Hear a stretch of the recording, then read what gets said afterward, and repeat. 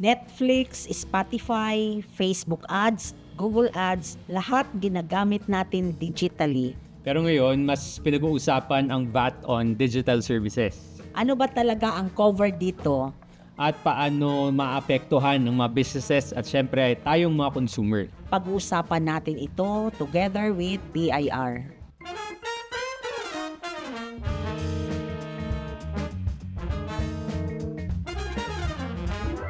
This episode is brought to you in partnership with the Bureau of Internal Revenue, RDO 50, South Makati. And of course, joining us today are our guests from BIR. Kasama natin sila last week. Yeah. Miss Marge, sina Ace at si Blas. Welcome back. Hello. Thank you. Hello again. Okay. So very interesting, Miss Marge, yung pag-uusapan natin kasi ito yung digital services. Lahat tayo, di ba? Minsan nga, hindi na sa TV, talaga sa phone na. Ano yung mga apps kayo, Miss Marge? Yung mga nakakonect sa credit card niyo. Drama.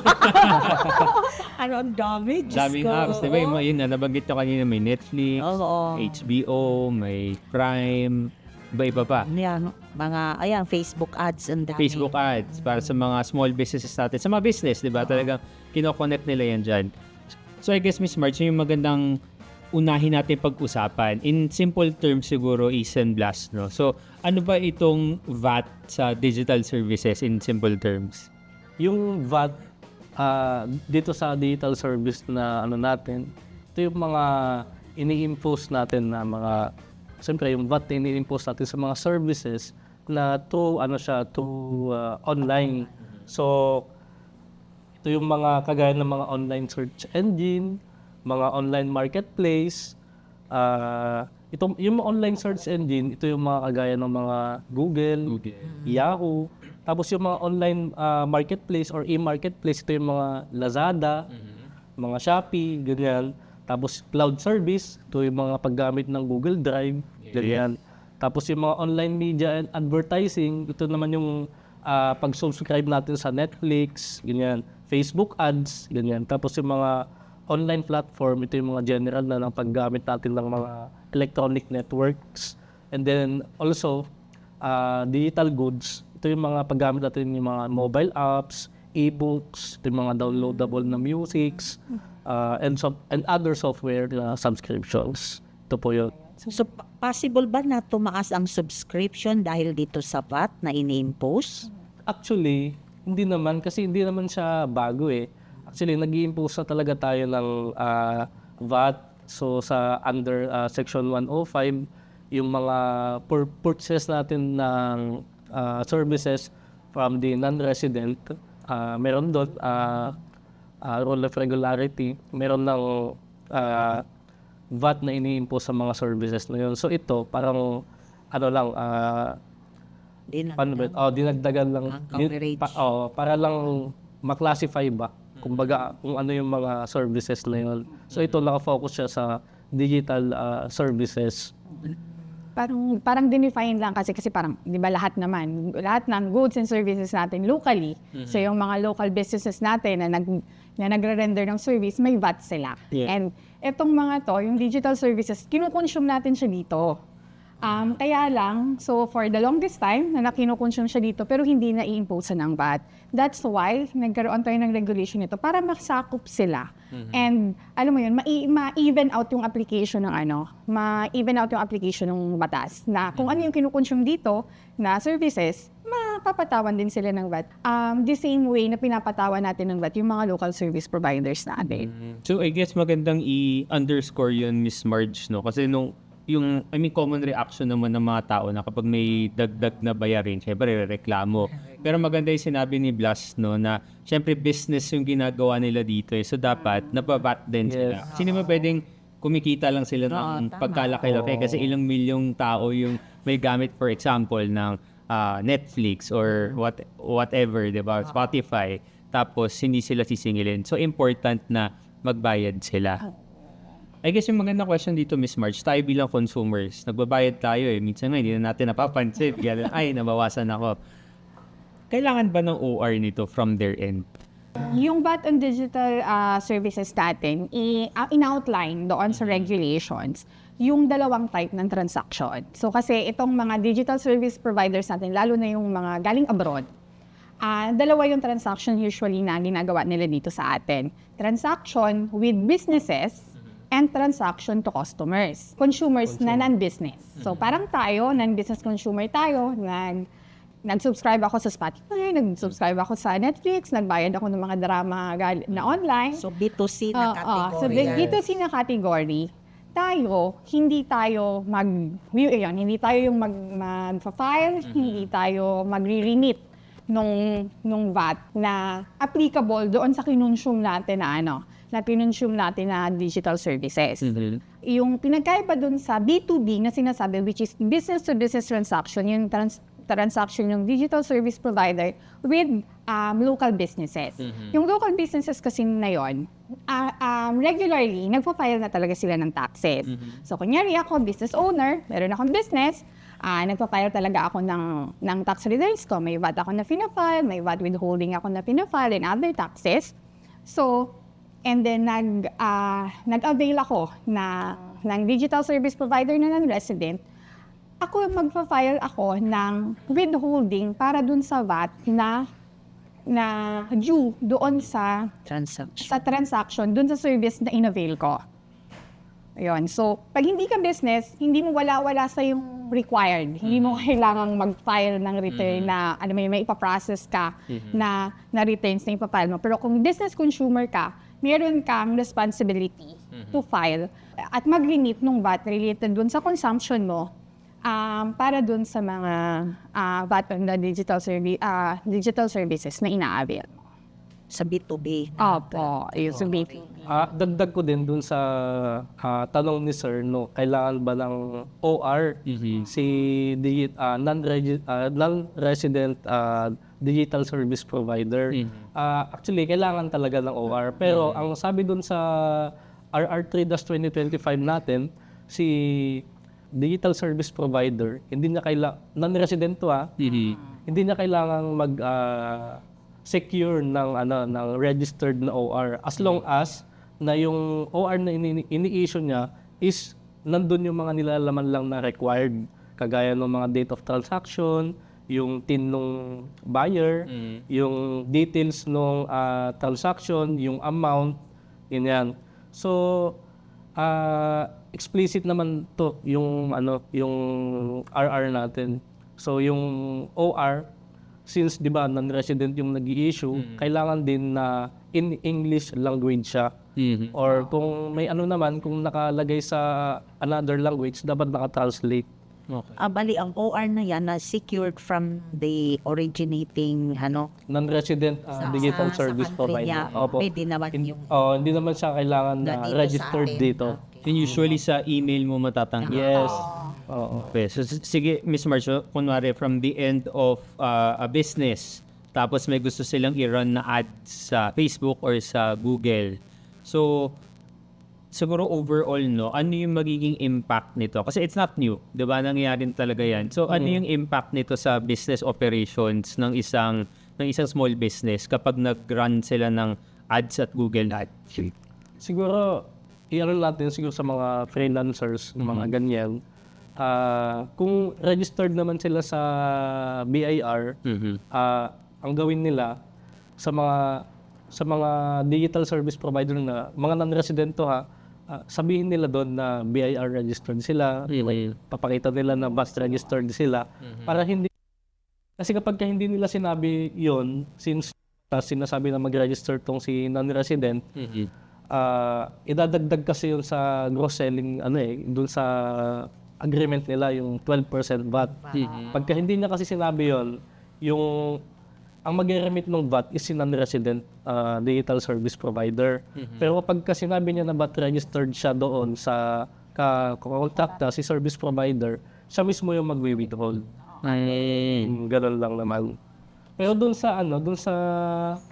sa price, wala naman siyang pagbabago kasi yung tax lang naman kasi VAT naman yan, nag-shift naman yan.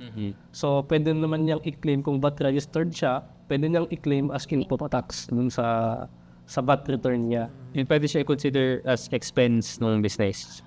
The purchase, of course, valid sa expense yun. And then yung VAT na i-remit niya, kasi magwi-withhold siya ng VAT at i-remit niya, pwede niyang i-claim yun as deduction naman doon sa output VAT niya. Okay. That is VAT on sales. So, parang meron siyang parang creditable sa kanya naman yung Oo, VAT na yun. may mga tanong din na, siyempre, yung mga maliliit na business, hindi naman sila VAT registered lahat eh. May mga percentage tax registered yung mga yan. So, siyempre, magbabayad sila dito ng, ng 12% VAT using 1600 VT. Yung gagawin nila doon, i-claim na lang nila as expense. The whole amount. Hindi naman nila kasi mag-i-claim as input tax yan eh. Yun lang naman yung sa Or kanila. income tax purposes lang. So, kung sa resibo, ang pag-percentage non-VAT taxpayer ang consumer, so the invoice amount, the whole amount Yes, reflected thereon. Pero kung VAT, yung gross receipts, tapos i-claim din yung Input input tax as deduction doon sa VAT.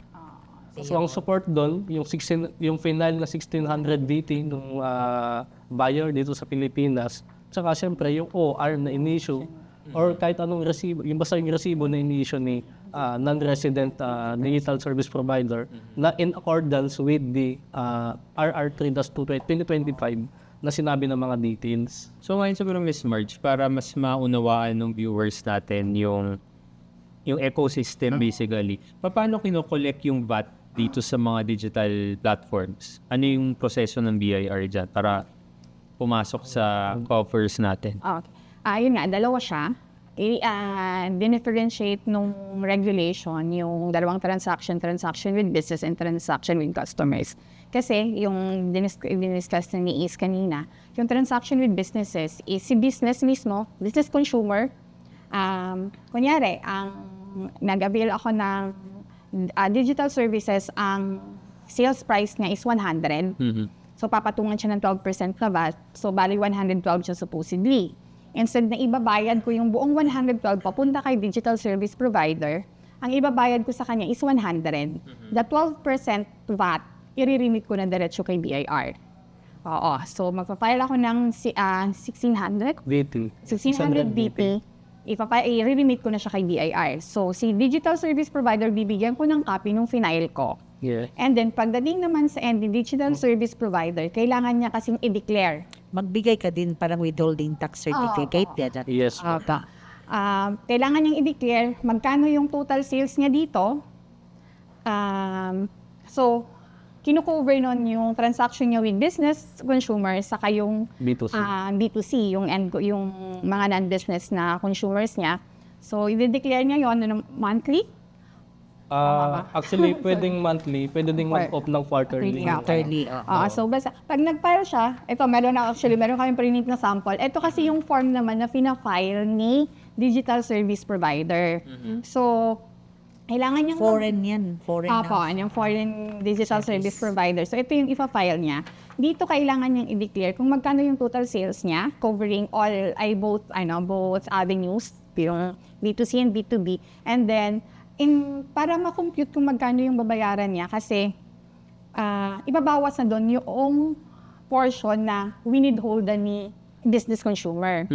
So, kaya si business consumer na nagbayad siya, binawas niya yung 12. Pero tayo, non-business consumer, pag magbabayad tayo, ibabayad natin sa kanya yung buong 112. So, kaya ang mangyayari, si digital service provider, required sila dito mag-register kasi kailangan nilang mag-file nung 2550 DS para ma-remit nila yung 12 na ibinayad nung B2C. mga non-business consumers. So, yun. So, ang foreign digital service provider, mag-rehistro din. Yes po, required sila Opo. So, mag-register. ang sabi ng RR 3-2025, yung mga non-resident digital service provider, kailangan po silang mag-register ng within 60 days from the date of effectivity na itong RR na to. And then, kailangan din nilang magbayad na ng VAT within 120 days. Mag-uumpisa na yun yung pag-file nila ng VAT within 120 days from the date of effectivity. Ano mangyayari pag hindi sila nagbayad? Yan, maganda yung tanong mo, sir. Pagka hindi sila nagbayad, subject yan for suspension ng digital service. Tsaka pwedeng i-block yung paggamit Site nila ng site. So, i-communicate yan sa DICT, NTC. yan. National Telecommunication. And then, siyempre, pagka hindi sila nagbayad, pwede siyang impusan dito ng mga criminal liability for run after tax evader, mga ganyan, possible yan. So, mag-a-approve sila. Lalo na kung meron silang Philippine office, yun yung ano. Paano kung wala? Paano yung habol doon? Actually, si digital service provider, hindi talaga sila naman required mag-maintain ng Philippine office kasi classified sila as non-registered entities na not doing business in the Philippines. Required sila mag-register. Yun na nga, ang pinakaunang repercussion talaga dun sa violation is pwedeng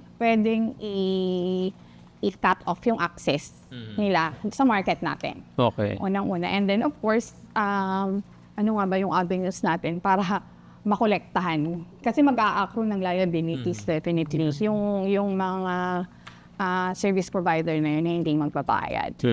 So, we have Okay, rules naman. malaking loss na rin yung Miss Marge, no? Kung alisin yung access nila sa market dito. Of course, meron naman tayong So far, ano naman, parang ang nakikita nyo ba, compliant naman yung mga major service provider sa Pilipinas? As of now, ongoing evaluation pa naman. Okay. Yung mga, Relatively new kasi to. Okay. ongoing evaluation naman sila. So, ang tinitingnan din namin dito, syempre yung consumption kasi ng services dapat dito sa Pilipinas. So, titingnan natin, paano ba natin ma-determine na dito talaga sa Pilipinas na consume yung services. Correct. So,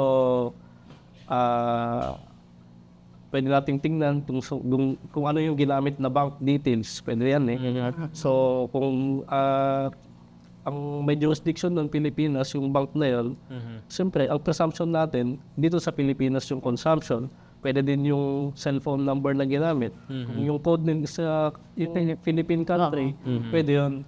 Tapos yung sa kontrata nila, kung if there is an agreement na yung consumption is within the Philippines, i-imposan na natin siya ng 12% na VAT on digital services.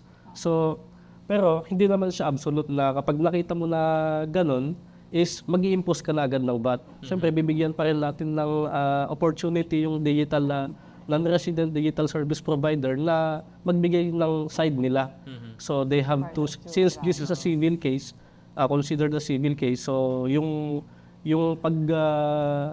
pag-refute nila doon sa yung presumption na yon, magbibigay sila ng at least 2 evidences na yung service nila is hindi kinokonsume dito sa Philippines.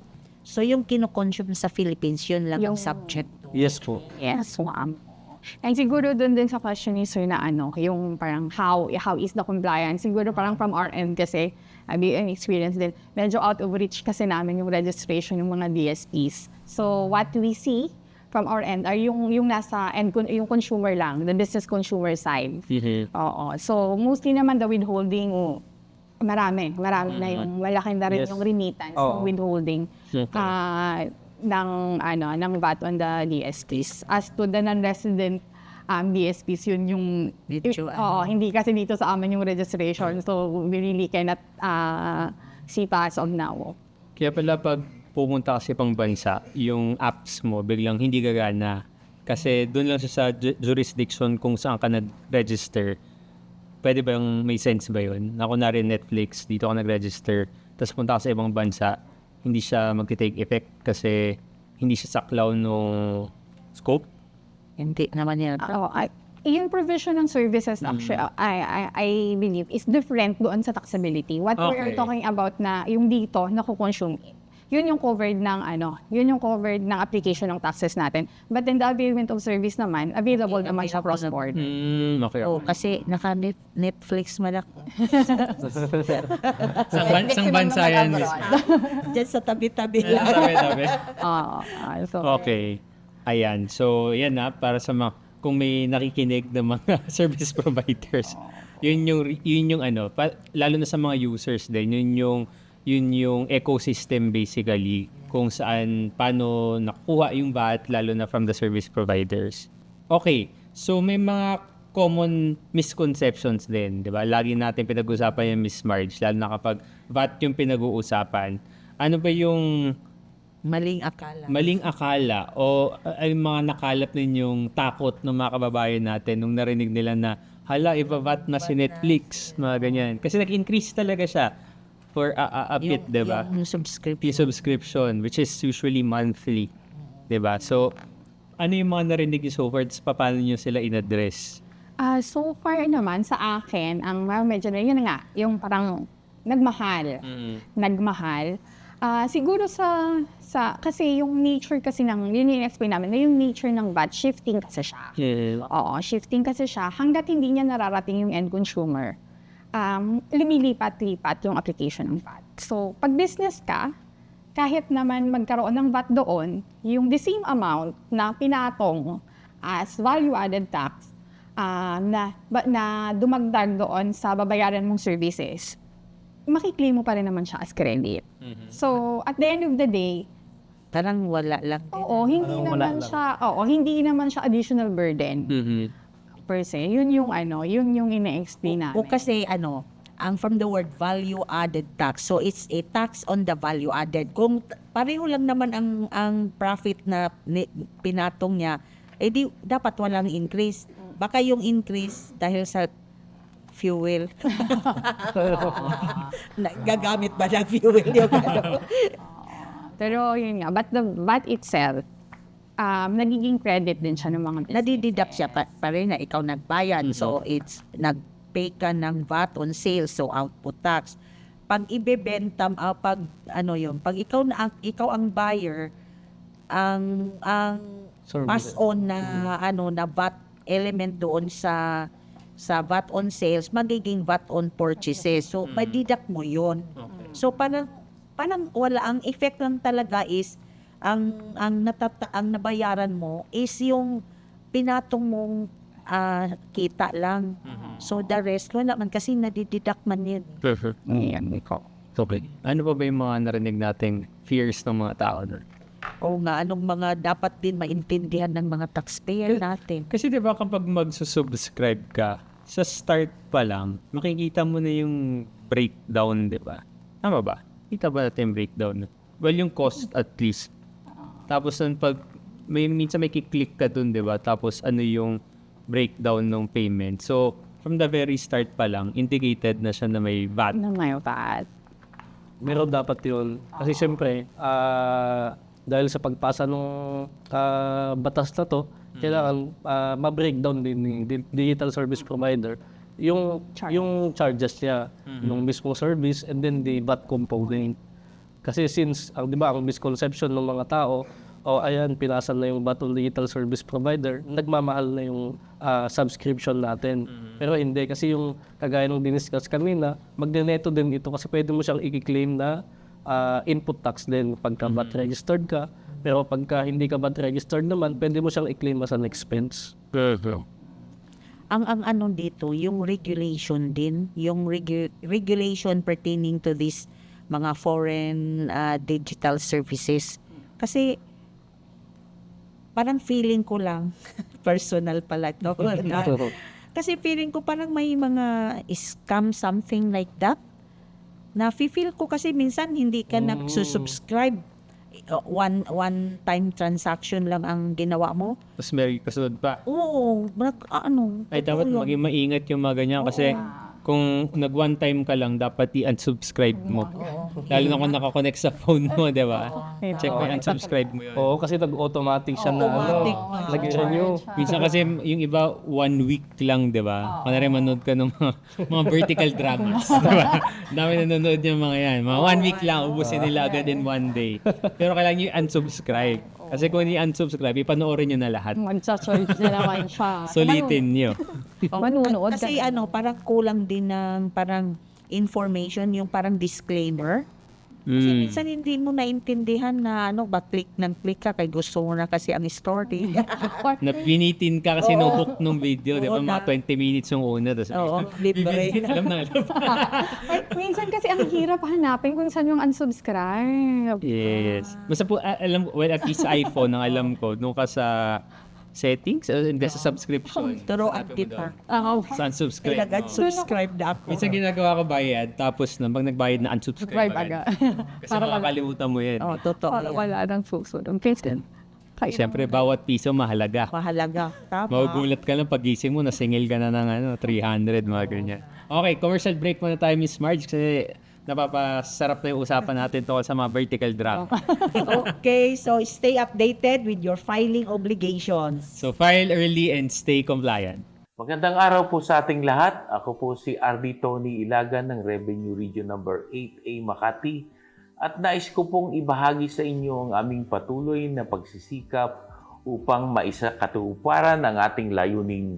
Mahusay na serbisyo katumbas ng buwis mo. Hinihikayat namin ang lahat, mag-file ng maaga, magbayad ng tama, at maging katuwang sa pag-unlad ng ating bayan. Sa RR8A Makati, hindi lamang kami taga-singil ng buwis, kami ay inyong kaagapay, laging handa tumutulong, laging handang maglingkod. At para mas maging accessible ang ganitong kaalaman, narito po ang Entry Pinas TV. Mayroon na po kaming podcast na maaari niyong subaybayan sa Spotify, Facebook at YouTube para mas maging updated at informed tayo sa mga usaping negosyo at BIR compliance. Maraming salamat po at sama-sama nating ituloy ang pag-usag ng Makati para sa isang mas maunlad na Pilipinas. At nagbabalik po ang Entrepreneurs TV podcast. Okay, so dito tayo, Miss Marge, sa practical advice ng ating mga friends from BIR. Para lalo na sa mga business owners, siguro kung sa customers din kung meron kayo mabibigay patungkol sa VAT, lalo na dito sa digital services. So, ang advice namin para sa mga business owners diyan, alamin nyo muna kung VAT registered ba kayo or hindi.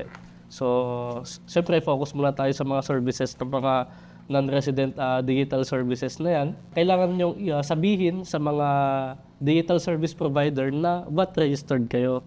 Kasi ang kagandahan yan, pag sinabi mo na VAT registered ka, tapos pinigay mo sa kanila yung TIN mo, ikaw mismo yung mag-remit eh. So, kumbaga panatag ka na siyempre may remit naman yung VAT nun, and yung na-remit na VAT nun, you can claim it as an input tax kasi. So, at least yun, documented yung mga transactions mo. Yun yung ma-advise ko.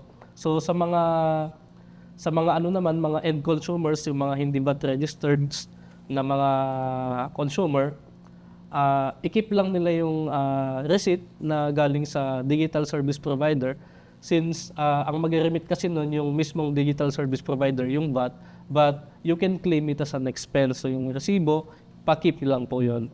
Kasi documentation natin yan in case magkaroon tayo ng audit, may justification tayo. ang sa akin naman is siguro dun sa feeling, dun sa na bago ito, na additional tax to is parang let's remember na yung batas ginawa para maging fair dun sa mga non-resident service providers na pumapasok sa market natin para ma-provide ng services na kung ano yung batas na pinapataw sa atin sa mga local businesses, ganun din yung pinapataw sa kanila para fair. So, not a practical advice but rather para lang maintindihan natin na hindi ito ginawang batas para pahirapan tayo. Oo, yun lang po. Kasi na-discuss na rin naman is mostly the practical side of the compliance and the documentation. So, kumbaga, sa madaling salita, kung tinatax sila I1 TV, ay si I1 TFC or si Viva Max, di ba? Kailangan tinatax din sina Netflix, sila Prime, sila HBO Max. Habang nagdi-digital ang mundo, mahalagang naiintindihan din natin ang digital tax compliance. Kumbaga, knowledge is important para maiwasan natin ang confusion at syempre ang misinformation. Okay, maraming salamat sa ating mga guests mula sa Bureau of Internal Revenue. And maraming salamat sa inyo, Ace. And last, at balita ko makakasama pa rin natin sila next week. So, thank you so much for helping explain this evolving topic. Okay, so follow the official Facebook page of BIRRDO 50 South Makati. And of course, follow Entrepreneurs TV on social media and YouTube for more updates and episodes.